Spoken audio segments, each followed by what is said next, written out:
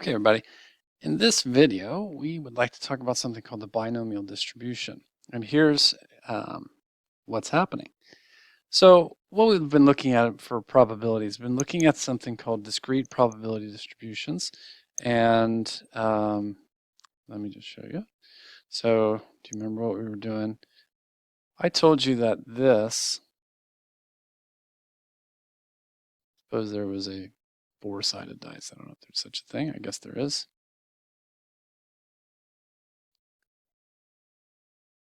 I told you that in math language, this tells the entire story of this four-sided dice.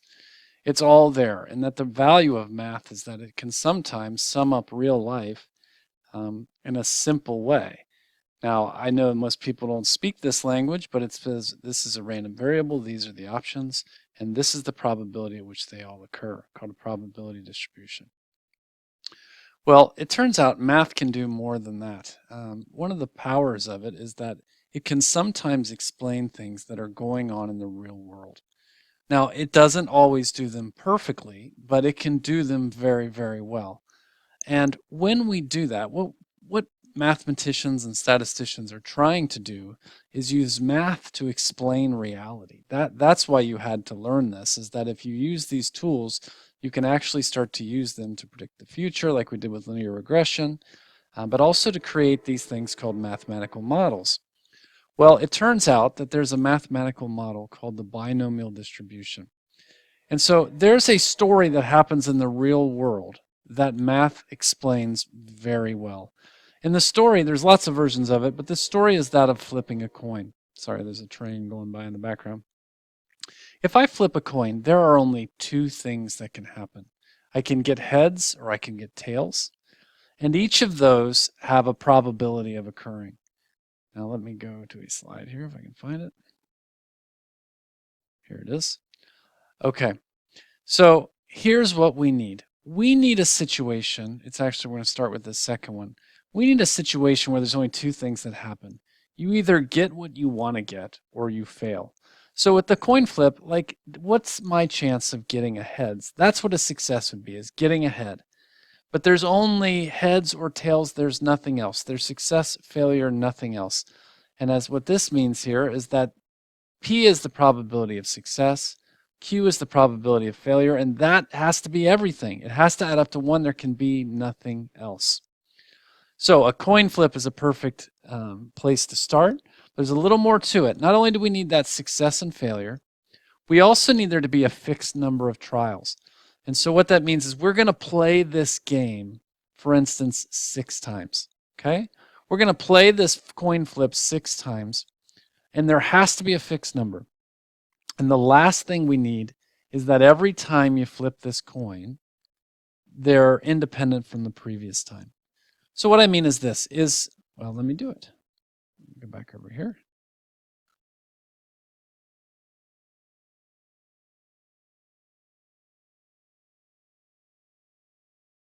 Can't write.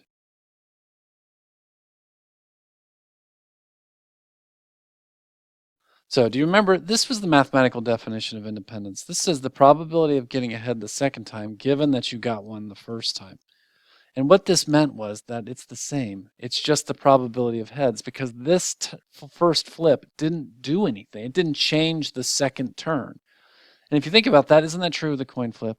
You flip the coin and you succeed or fail. So that fits what we've got. We're going to play this game 6 times. And each time you flip the coin, the previous flip has not changed it. It's 50-50 every time that we flip the coin. Okay?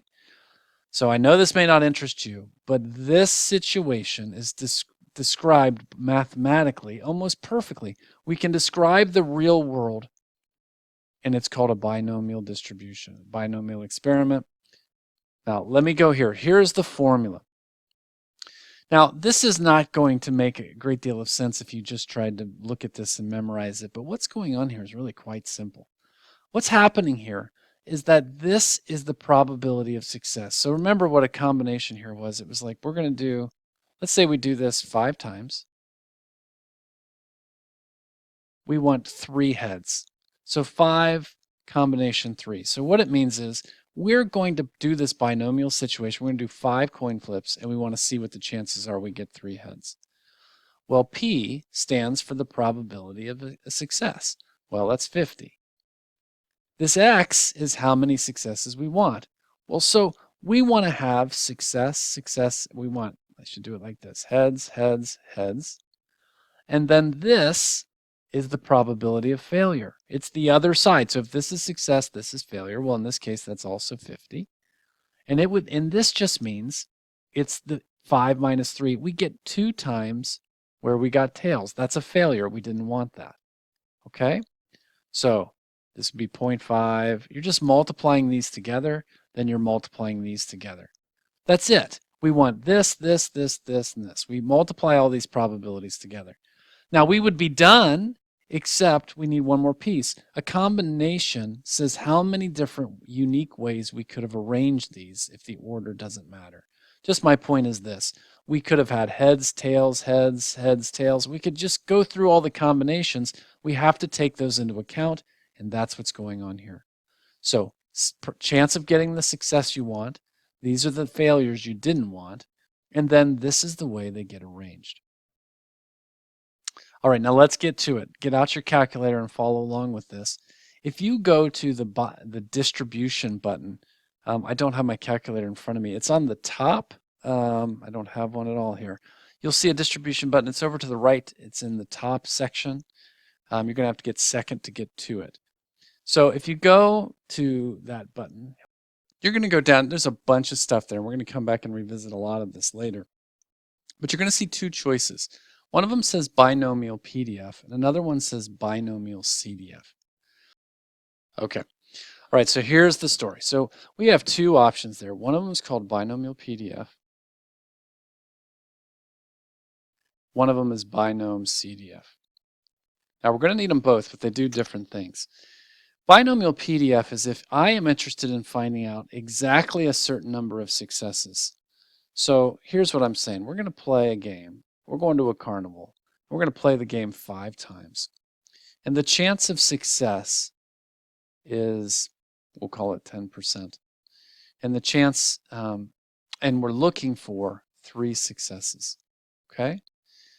So if I want exactly 3 successes, so remember, all the things had to be true. There's only success or failure. We're going to play the game this many times.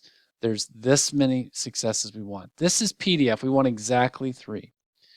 So what you do is you select that binomial PDF. You should have a table come up unless you've got a really older version of this. And it's going to ask you for n, which is the 5, number of times you're going to play. It's going to ask you for the probability of success, and it's going to say x, how many times do you want to win? You crunch that, and that is the value of the probability of getting 3 successes out of 5 on this game. That's what the binomial does, okay? Now, I don't have my calculator, so I can't have you check that number here, but that's the way the game is played. Now, there's a second version of it called the binomial CDF, and what goes on with this is a little different. A CDF, I think we saw this all the way back at the beginning. It stands for cumulative distribution density function, cumulative density function. What it means is it's going to take the value that you want, and it's going to give you everything all the way down. So here's what I mean. So we played our carnival game 3 times, okay? Before we wanted exactly 3. But what if I said I wanted 3 or fewer successes? What that means is I'm happy if I get 3 wins, 2 wins, 1, or 0. So CDF will take the number that you put in. So you would do 5.1 and 3. But it's going to add up all of the possibilities from that place down. 3, 2, 1, 0. Okay, that's the difference between PDF and CDF. Now be careful. Now this is where things get a little confusing, and this is why I drew this number line. Suppose it had said I want x that are greater than 3. Now you have to think through the logic. This does not include 3. Okay, so I make my number line. Here are all the things that can happen when I play this game, and I want greater than 3. I'm going to draw my line here because it means this. It does not include the 3. It means here, and I am looking for these. Do you agree? It doesn't include 3. It's those above 3. Now, we got a challenge. The binomial CDF command only does down. So if I put in binomial CDF4, I would be wrong. That would be 4 all the way down. What we have to do is put in binomial CDF3. So binom CDF with so 5.1 and 3. Now that will get you this. Well, what good does that do me? Well, we have a closed system. There's only two things that can happen, this or what we want. So we take the other side.